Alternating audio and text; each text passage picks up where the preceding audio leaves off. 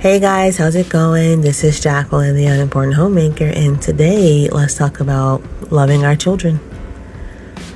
Loving our daughter had to be the hardest undertaking I've ever experienced.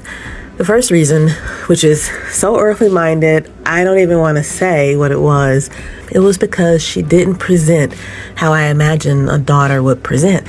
I had expectations, unrealistically inflated because of my own childishness, and I felt she let me down big time.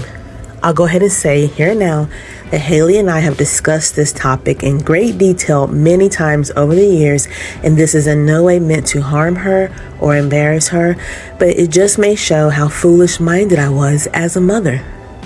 I expected her to be a girl like me, but she was not like me in any way.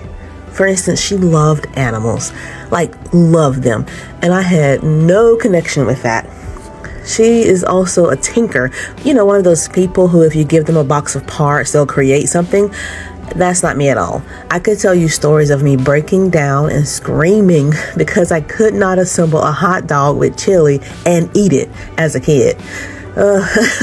So we just kind of built a little world for her. She was surrounded by her animal shows and movies, her animal posters, her little stuffies, and I would retreat to another corner by myself.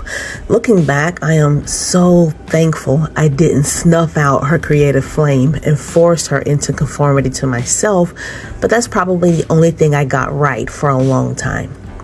So fast forward, I came home full time, and although she had been with me at the daycare where I worked, we were strangers, and I had to face some harsh realities. The book of TITUS said I had to love her. I already did, but I also knew that I was harsh. I was unkind.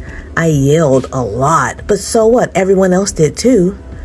I asked her if she feels love at around age 5 or 6. She said no. She said she thinks that I hate her. So after crying about that for a good little while, I asked her, well, what does love look like to her? And she gave me some very specific things. Like one thing she mentioned, among others, was that she liked to share snacks with her cousins and friends. So I took some notes and I started the very next day working on some of those things. And this was interesting, especially because I had made myself the food sheriff of my home, policing all snacks and all fun stuff. So this was a great place to make some changes, like sharing, like being cheerful about sharing, and even getting good snacks for company and not getting upset if they wasted it. Anyway, let me move on. Now, I don't believe that this is exactly what the Lord meant when he told us to love our children, but I fully believe it's a lesson in pouring out your life for your children in a way that they can see and feel immediately.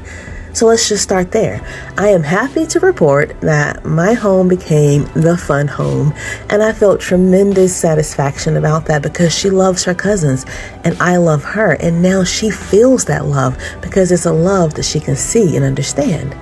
I think at the root of loving our children, besides the Holy Spirit enabling us to love and esteem others as greater than ourselves, is this tenderness in our own hearts to care about our little children and to change ourselves if necessary to meet their deepest need for love.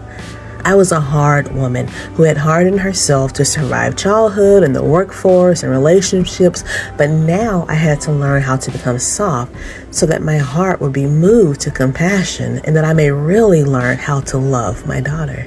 What about you? What's a way you show special love to your children? I'd love to hear about it down below in the comment section. That's it for today, guys. Thank you for joining me. I'll see you next time.